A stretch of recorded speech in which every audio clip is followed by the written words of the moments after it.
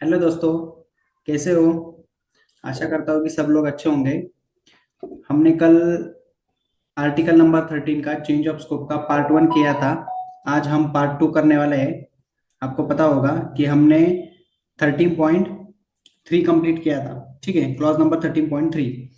तो आज हम उसके आगे कंटिन्यू करेंगे।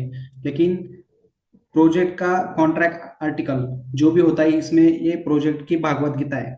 ठीक है, ये मैंने आपको कल बताया था। तो उसी हिसाब से हम इसको आगे कंटिन्यू करेंगे।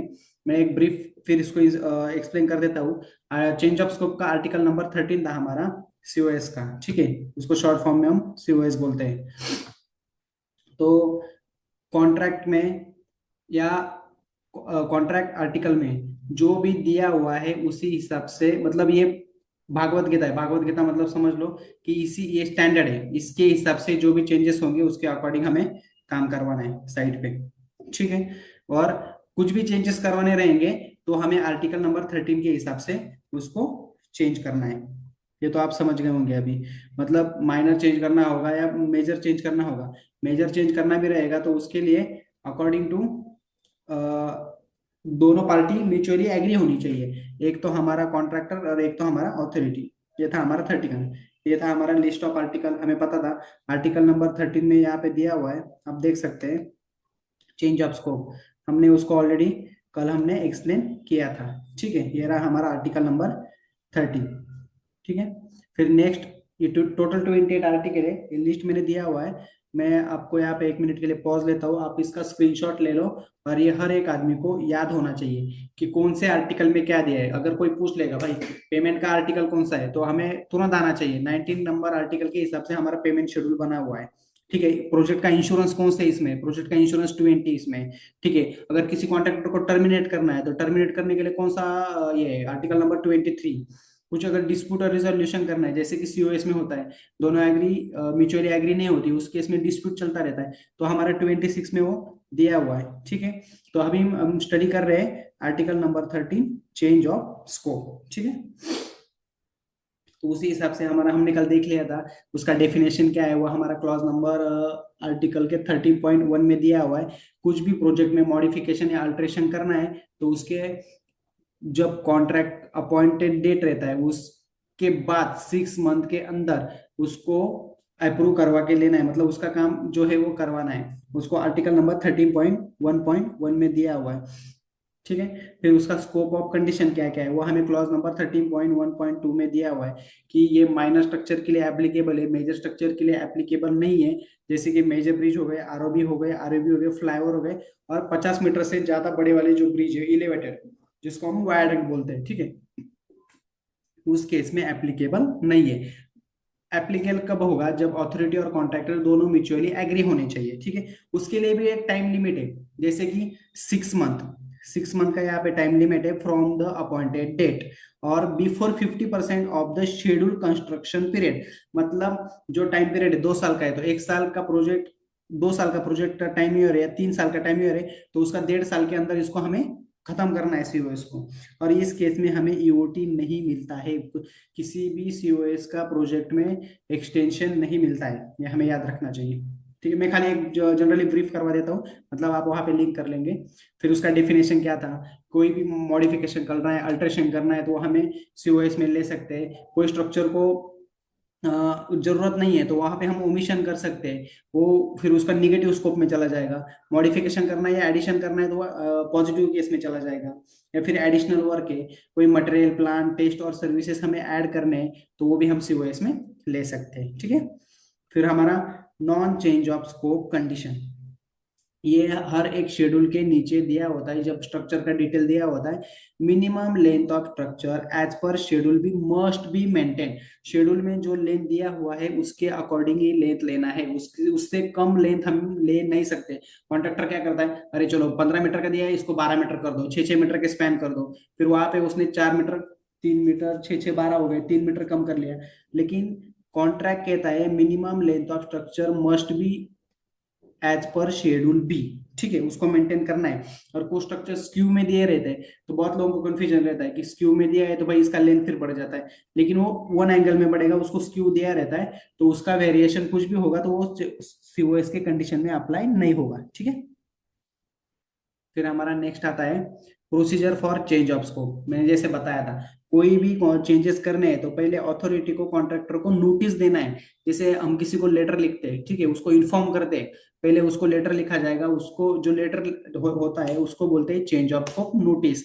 मतलब अथॉरिटी ने कॉन्ट्रैक्टर को एक नोटिस दे दिया, उसके बाद विद इन 15 डेज कॉन्ट्रैक्टर ने अथॉरिटी को अपना प्रपोजल सबमिट करना है। कोई भी होगा, वाइडनिंग का होगा या फिर मेजर ब्रिज का होगा, माइनर ब्रिज का होगा, कुछ भी जो मॉडिफिकेशन करने हैं जो अथॉरिटी ने कॉन्ट्रैक्टर को बताए, उस केस में उसको 15 दिन के अंदर अंदर उसको प्रपोजल सबमिट करना है विथ कॉस्ट। मतलब और वो जो कॉस्ट आई है उसका भी ब्रेकडाउन सप्लीमेंट में लगाना है, ठीक है। और सीओएस हम दो टाइप से कर सकते हैं, एक तो अथॉरिटी कॉन्ट्रैक्टर को इन्फॉर्म कर सकती है या फिर कॉन्ट्रैक्टर अथॉरिटी को इन्फॉर्म कर सकता है। जब कॉन्ट्रैक्टर को लग रहा है कि यहाँ पे सीओएस की जरूरत है या कुछ भी चेंजेस करने हैं प्रोजेक्ट में, तो वो 19 डेज के अंदर अथॉरिटी को इन्फॉर्म कर सकता है विथ कॉस्ट एस्टिमेट, ठीक है। मतलब जो भी करना है उसका कॉस्ट एस्टिमेट, उसका खर्चा खुद कॉन्ट्रैक्टर करेगा, ठीक है। वो own determination within 19 days from the appointed date, और उसका ब्रेकअप, पूरा ब्रेकअप लगाना है उसको, ठीक है। फिर हमारा क्लॉज नंबर 13.2.3 में दिया हुआ है कॉन्ट्रैक्टर प्रपोजल रिक्वायरमेंट। उसके लिए क्या क्या होना चाहिए, जैसे मैंने आपको बताया, ऑप्शन फॉर इम्प्लीमेंटेशन के लिए क्या है, cost implications with in item wise breakdown, उसका फिर प्रपोजल डिजाइन क्या होता है, और फिर मॉडिफिकेशन हम कौन से कर रहे हैं, और उसका हमारा टाइम साइकिल, मतलब जो प्रोजेक्ट का कंप्लीशन शेड्यूल है उस पर कुछ इम्पैक्ट हो रहा है कि नहीं हो रहा है, ठीक है, वो सब हमें बताना है। फिर हमारा था article number 13.2.4 cost and time determination, ठीक है। फिर इसका हम आगे जाके पढ़ेंगे, क्लॉज नंबर 13.6 में ऑलरेडी कुछ आइटम लिस्टेड है कि उसकी प्राइस दिया हुआ है, वो अगर आइटम हमारा सीओएस में आता है तो हमें डायरेक्ट आर्टिकल नंबर 13 से उसको लेना है, क्लॉज नंबर 13.6 से हिसाब से जो कॉस्ट आएगा उसमें नो डब्ल्यूपीआई लगाना है ना कुछ लगाना है, सीधा सीधा वो कॉस्ट लेना है, हमें पुट कर देना है क्वांटिटी के हिसाब से, वो हमारा पर यूनिट के हिसाब से रहेगा, ठीक है। और अगर उसमें नहीं दिया हुआ है तो हमें जाना है स्टेट गवर्नमेंट के पीडब्ल्यूडी एसएसआर से, ठीक है, फिर वहां से लेना है। और उसमें भी नहीं दिया है तो फिर हमें मोर का सहारा लेना है, जिसमें एसडीबी, एसडीबी का मतलब होता है स्टैंडर्ड डेटा बुक, उसके अकॉर्डिंग हम कॉस्ट निकालते हैं, ठीक है। और उसको प्रॉपर एनालिसिस करना है, उसमें भी रेट डालने पड़ते हैं एसएसआर के, ठीक है। और फिर उसमें अगर वो आइटम नहीं है बाय चांस, तो हमें मार्केट का रेट एनालिसिस करना है, उसको बोलते हैं नॉन स्टैंडर्ड आइटम्स, और उस पे फिर apply WPI for rate adjustment, ठीक है। ये हो गया हम रेट कहाँ से ले सकते हैं, किस हिसाब से ले सकते हैं। सबसे पहले तो क्लॉज नंबर 13.6 के हिसाब से, वो हम आगे जाके हम पढ़ेंगे। उसमें नहीं दिया हुआ है तो हम स्टेट गवर्नमेंट के पीडब्ल्यूडी एसएसआर में जाएंगे, उसमें भी नहीं दिया हुआ है तो हम जाएंगे मोर स्टैंडर्ड डेटा बुक, और उसमें भी नहीं दिया हुआ है तो फिर हमें मार्केट का रेट एनालिसिस करना पड़ेगा, ठीक है। मेरे हिसाब से यहाँ तक सबको क्लियर हुआ होगा। फिर दिया है डिस्क्रिपेंसी ऑफ क्लॉज, मतलब कॉन्ट्रैक्टर और अथॉरिटी के बीच में एक्स वैल्यू का कॉस्ट आया है, लेकिन दोनों के बीच में 10% से ज्यादा डिफरेंस आ रहा है, तो उस केस में अथॉरिटी बोल सकता है कि मैं ओपन बिडिंग कर रहा हूँ, आपका कॉस्ट बहुत ज्यादा है, ठीक है। उसके लिए फिर डिजाइन चार्जेस है 1%, और नेट कॉस्ट कंसिडरेशन ओमिटेड और change work as per COS process, ठीक है। और उसमें फिर जो कंप्लीशन टाइम है वो based on good industry practices के हिसाब से, फिर उसके हिसाब से हमारा कितना है, clause number 13.25 authority approval and change of scope order. मैंने आपको बताया था, अथॉरिटी, अगर कॉन्ट्रैक्टर ने अथॉरिटी को कुछ दिया है चेंजेस करने या नहीं करने, फिर मतलब सीओएस का रिक्वायरमेंट दिया है तो अथॉरिटी उसको वेरीफाई करेगा उसको करना है कि नहीं करना है। वो उसको एक्सेप्ट भी कर सकता है, रिजेक्ट भी कर सकता है विद इन 15 डेज, ठीक है। मतलब कॉन्ट्रैक्टर जबरदस्ती नहीं कर सकता कि भाई मुझे सीओएस दो, सीओएस दो, सीओएस दो। वहां पे जरूरत होगी तो ही कॉन्ट्रैक्ट अथॉरिटी उसको एक्सेप्ट करेगी, लेकिन विद इन 15 डेज उसको एक्सेप्ट करने का अथॉरिटी, रिजेक्ट करने का अथॉरिटी, फिर उसके पीछे वो रीजन भी देगा, ठीक है।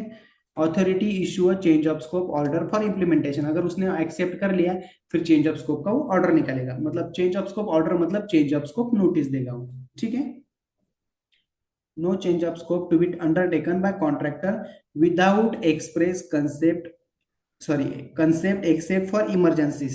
मतलब आप समझ लो, कॉन्ट्रैक्टर ने या अथॉरिटी ने कॉन्ट्रैक्टर को बोला यहाँ पे बहुत इमरजेंसी है, मतलब बाढ़ आ गई लेकिन लाइव ट्रैफिक चल रहा है, उसका कुछ एबिटमेंट डैमेज हो गया है या उसका प्रोटेक्शन वॉल डैमेज हो गया है, उसको इमरजेंसी करना है, लेकिन हम उतना वर्बली मतलब बोल सकते हैं उसको कि भाई उसको कर दो, कॉन्ट्रैक्टर को म्यूचुअली अंडरस्टैंड के हिसाब से हम आपको 1-2 दिन में उसको दे देंगे। लेकिन कॉन्ट्रैक्ट के हिसाब से उसको विद इन 3 डेज के अंदर उसको रिटर्न में देना है। यहाँ पे क्लियर मेंशन है, देखो 3 डेज के अंदर उसको रिटर्न में देना है। किसको? अथॉरिटी को, कॉन्ट्रैक्टर को।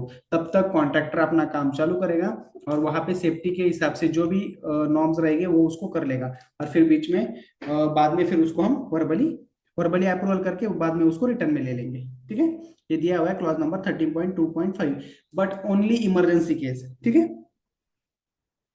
Application of agreement provision clause number 13.2.6, ये तो सिंपल था, वर्क और टेज जो भी होगा वो उसको कंपलसरी करना है। ठीक है, फिर payment for change of scope 13.3, ये ऑलरेडी मैंने कल बताया था कि पेमेंट का शेड्यूल अलग बनेगा, वो भी चेंज ऑफ स्कोप ऑर्डर के हिसाब से।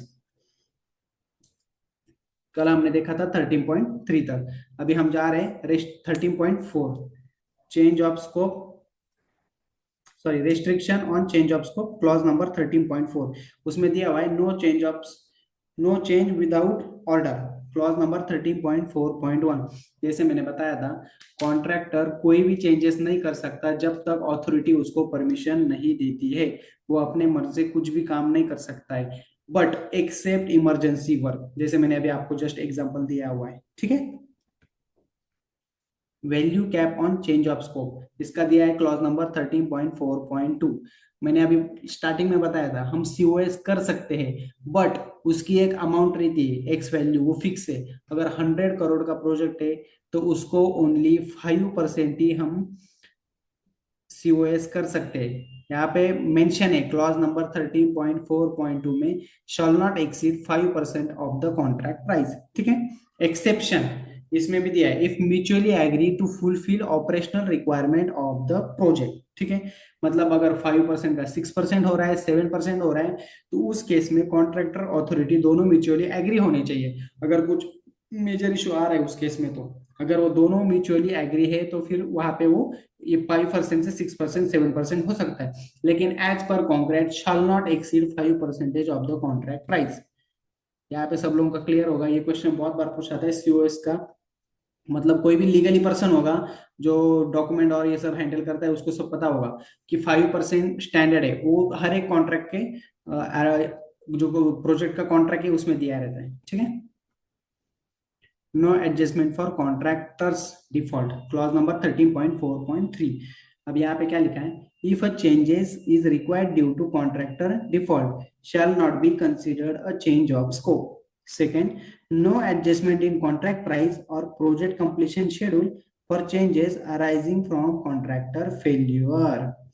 यहाँ पे क्लियर क्लियर लिखा है कॉन्ट्रैक्टर डिफॉल्ट, मतलब कॉन्ट्रैक्टर की साइड से कुछ भी डिफॉल्ट या कुछ अनकेस होता है, सपोज जहाँ पे डिजाइन उसने पास नहीं किया लेकिन उसने जल्दी जल्दी काम करने के चक्कर में, जहाँ पे पाइलिंग का वर्क था, ठीक है मेजर ब्रिज है, पाइलिंग का वर्क था, उसने वहां पे ओपन फाउंडेशन कर दिया और उसको कॉन्ट्रैक्टर ने अथॉरिटी से अप्रूवल नहीं लिया। फिर बाद में डिजाइनर से आया कि भाई यहाँ पे तो नहीं हो सकता, स्टेबिलिटी नहीं है यहाँ पे, तो उस केस में उसको फाइलिंग के लिए जाना पड़ेगा। फिर कॉन्ट्रैक्टर अथॉरिटी को बोलेगा कि नहीं सर, मेरे को यहाँ पे अभी ये जो स्ट्रक्चर मैंने बनाया है इसको डिमोलिश करना पड़ेगा, फिर उसको खर्चा आएगा, मेरे को ये इसको मेरे को सीओएस करके दो, मतलब एक्स्ट्रा पैसा दे दो। तो अथॉरिटी उसको बोलेगा ये आपका फॉल्ट है, यहाँ पे आप कुछ नहीं कर सकते, आपको इसको ब्रेक डाउन करना है और आपको ही इसको बनाना है। और अभी यहाँ पे टाइम एक्स्ट्रा लगने वाला है, क्योंकि वो जिसने स्ट्रक्चर बनाया कॉन्ट्रैक्टर ने, फिर उसको तोड़ेगा, मैं जस्ट एग्जांपल दे रहा हूँ, हाँ, कि तोड़ेगा फिर उसको हटाएगा, फिर वहां पे पाइलिंग का स्टार्ट काम करेगा, उसको कितना बोर करना है, उसका बोर लॉग डेटा और ये सब कलेक्ट करना है, तो उस केस में उसको टाइम लगेगा। फिर वो बोल सकता है कि मुझे यहाँ पे प्रोजेक्ट जो कंप्लीशन शेड्यूल है उसमें एक तो ईओटी दे दो या फिर मेरा मतलब एक्सटेंशन दे दो या मेरे को कुछ एडजस्टमेंट करके दे दो प्राइस में। तो यहाँ पे क्लियर क्लियर मेंशन है, कोई भी कॉन्ट्रैक्टर के डिफॉल्ट अगर फेलियर होता है उस केस में सीओएस नहीं होगा। आर्टिकल नंबर 13 क्लॉज नंबर 13.4.3, हर एक आदमी को जो सिविल इंजीनियर है उसको क्लॉज पता होना चाहिए, एटलीस्ट आर्टिकल नंबर 13 का, चेंज ऑफ स्कोप का। Authority power to undertake works, clause number 13.5.1, ये बहुत इंपॉर्टेंट क्लॉज है। ठीक है, if parties fails to agree on change of scope order, मतलब दोनों कॉन्ट्रैक्टर और अथॉरिटी के बीच में डिस्प्यूट चल रहा है, मतलब दोनों एग्री नहीं हुए कि मेरा कॉस्ट इतना आया, आपका कॉस्ट इतना 10% से ज्यादा हो रहा है, तो उस केस में कॉन्ट्रैक्टर क्या करेगा, अथॉरिटी क्या करेगा, उसको ओपन बिडिंग के लिए जाएगा। यहाँ पे यही दिया है, award works to another contractor through open competitive bidding, ठीक है। फिर उस केस में क्या हो सकता है, contractor can match the first rank bid by paying 2% of the bid amount to the authority. अभी इस केस में ओपन बिडिंग हो गया, इसमें बहुत सारे 4-5 कॉन्ट्रैक्टर आ गए, लेकिन उस केस में फिर कॉन्ट्रैक्टर को लगा नहीं भाई मेरा रिसोर्सेस यहाँ पे सब डिप्लॉय है तो मैं इसको करूंगा, फिर लेकिन अभी तो ओपन बिडिंग कर दिया, फिर उसको कॉन्ट्रैक्टर को अथॉरिटी को जो कॉन्ट्रैक्ट प्राइस बना हुआ है उसका 2% अमाउंट पे करना पड़ेगा एक्स्ट्रा, तो वो फर्स्ट रैंक मैच करेगा और उसको कॉन्ट्रैक्ट मिल जाएगा। इसका सीधा सीधा सा मीनिंग यही है, ठीक है, उसको कॉन्ट्रैक्ट मिल जाएगा। अगर इन केस यहाँ पे ओपन बिडिंग हो गई और थर्ड पर्सन कॉन्ट्रैक्टर को मिल गया, जो भी कॉन्ट्रैक्ट है उसको थर्ड थर्ड पार्टी को मिल गया, तो वहां पे क्या होगा, contractor roles assist and cooperate with the new agency. जो भी न्यू कॉन्ट्रैक्टर आएगा उसको कोऑपरेट करना है, उसको जो भी चाहिए वो सुविधा उसको देनी पड़ेगी, मतलब इसके लैंड से कुछ अप्रोच है उसको जाने के लिए तो उसको देना पड़ेगा, या साइड पे कुछ अप्रोच भी छोड़ना पड़ेगा, ये बोलेगा नहीं सर मैं मेरा रोड का काम कर लेता हूँ, फिर आप आपका स्ट्रक्चर का कैसा करोगे मुझे पता नहीं, आप उसको कुछ डैमेज होगा तो फिर आपको रिकवर करना पड़ेगा, उसको कोऑपरेट करना पड़ेगा जो न्यू एजेंसी आएगी। और वो जो थर्ड पार्टी उसका काम करेगी, उसका कुछ भी बाद में स्ट्रक्चर में कुछ डिफेक्ट आते हैं या रोड में कुछ डिफेक्ट आते हैं, तो उसका डिफॉल्ट जो रिस्पॉन्सिबिलिटी, जो भी फेल्योर है उसका रेक्टिफिकेशन का काम मेन कॉन्ट्रैक्टर का नहीं रहेगा। No responsibility for defect and rectification, ठीक है। फिर उसके बाद है maintain work after the defect liability period during the remaining agreement period without extra payment, ठीक है। मतलब जो डीएलपी का काम रहेगा उसका बाद जो भी एक्स्ट्रा खर्चा आएगा वो नहीं दिया जाएगा, उसको कॉन्ट्रैक्टर में ऑलरेडी इंक्लूड रहेगा, उसी को करना है। अभी यहाँ पे क्या होगा, बिड पार्टिसिपेशन कंडीशन, ये ऑलरेडी क्लॉज नंबर 13.5 पॉइंट में दिया है। अगर कॉन्ट्रैक्टर को बिड में परमिशन मतलब इन्वॉल्व होना है तो उसके लिए क्या होना चाहिए, पार्टिसिपेट कर रहा है तो उसका बिडिंग का वैल्यू 10% से ज्यादा नहीं होना चाहिए। यहाँ पे इसका क्लॉज में 13.5 पॉइंट में 1 में दिया हुआ है। Clause number 13.5.2 standard and execution of work conformance to standard, all work awarded under this clause must comply with specification and standard। जो भी सीओएस का काम होगा उसको स्पेसिफिकेशन एंड स्टैंडर्ड के हिसाब से होगा। ऐसा नहीं होगा कि ये सप्लीमेंट्री काम है इसको कोई वॉच नहीं कर रहा है या कोई नहीं देख रहा है, जो भी हम प्रोजेक्ट के ऊपर टेस्ट कर रहे हैं सेम टेस्ट हमें सीओएस के प्रोजेक्ट के पे भी करना है। Minimum disruption, work should be executed in a manner that minimizes disruption on project expressway operations, ठीक है। applications of agreement provision related to work and test apply mutatis and mutandis, मतलब इसको कंपलसरी करना है, जो प्रोजेक्ट के ऊपर जो शेड्यूल बना हुआ है ऑलरेडी टेस्ट का और साइकिल का, तो सेम हमें फॉलो करना है सीओएस के लिए, work and test apply mutatis and mutandis, ठीक है। अब सबसे इंपॉर्टेंट क्लॉज यहाँ पे आ चुका है 13.6, जैसे कि हमने जिक्र किया था आगे, schedule of rates for change of scope. Clause number 13.6 इसमें ऑलरेडी दिया हुआ है कि कौन से आइटम लिस्टेड है, मैंने अभी बताया था। अगर उसके सीओएस के अंदर ये आइटम आता है या डिस्क्रिप्शन इसका मैच होता है तो हमें सीधा सीधा यही से रेट लेना है। पहले मैं वो दिखा देता हूँ फिर आपको इसको आगे लेके चलेंगे, ठीक है। यहाँ पे क्लियर मेंशन है शेड्यूल ऑपरेट्स ये सो आर, एक मिनट। अभी हम आ चुके हैं, देखो यहाँ पे। हम्म, यहाँ पे देखिए 13.6 schedule operates for change of scope. मैंने क्या बताया था यहाँ पे, ऑलरेडी ये कॉन्ट्रैक्ट में लिस्टेड है। यहाँ पे कुछ 42 या 45 कुछ आइटम इसमें लिस्टेड है। अगर यहाँ से ये आइटम मैच होता है, excavation in all type of strata for roadways and structure, इसका कॉस्ट है पर क्यूबिक मीटर का 119 रुपए। फिर सेकेंड आइटम है एक्सकेवेशन यूजिंग ब्लास्टिंग, इसका है क्यूबिक मीटर 250 रुपए। एक्सकेवेशन यूजिंग चिजलिंग 1419 रुपए क्यूबिक मीटर में। फिर M10 का दिया है 5593, फिर M15 का दिया है 5976। इसका हर हर एक आइटम का दिया है, डोवेल बार यूज करेंगे, WMM GSB material obtain from cutting, ठीक है, बिट्यूमिन लेयर्स। इसमें जो जो आइटम है देखो PQC M40 का कितना दिया है, यहाँ पे क्यूबिक मीटर का दिया है 7,529 रुपए। ठीक है, डीएलसी का दिया है, बिल्डिंग वर्क का दिया है। फिर ट्राइबीम मेटल क्रैश बैरियर 6,520 रुपए, उसका रनिंग मीटर में आता है। ये अगर आइटम हमें वहां पे मिलता है तो हमें सीधा सीधा यही लेना है। यहाँ पे कुछ R&D नहीं करना है, या यहाँ पे कुछ WPI इसके के ऊपर नहीं लगाना है। जैसे कि रोड पेंटिंग का हो गया, देखो ओवरहेड साइन का हो गया, मैंडेटरी साइन का हो गया। यहाँ पे कैटाई हो गई, कैटाई देखो 532 रुपया। All sorry anti glare barrier 2,255 रुपए। मतलब ये हमें क्लॉज नंबर 13.6 में ऑलरेडी मेंशन है कि ये अगर इसमें से कुछ भी आइटम आता है तो सीधा यही रेट लेना है।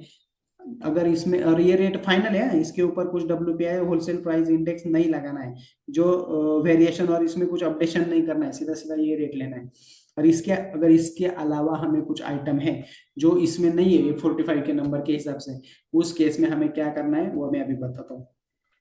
ऑलरेडी मैंने आपको बताया था, अगर इसमें लिस्टेड नहीं है तो उस केस में हमें क्या करना है, शेड्यूल ऑफ रेट्स SOR, जो अभी महाराष्ट्र है, महाराष्ट्र PWD SSR जो है, या SOR जो है शेड्यूल ऑफ रेट्स, उसमें जो आइटम दिए हुए हैं उसमें से लेना है। और उसमें भी नहीं दिया है तो फिर हमें जाना है मोर्थ का स्टैंडर्ड डेटा बुक, और उसमें नहीं दिया हुआ है तो फिर हमें मार्केट एनालिसिस करना है। ठीक है, और उस पर फिर हमें अपडेशन करना है।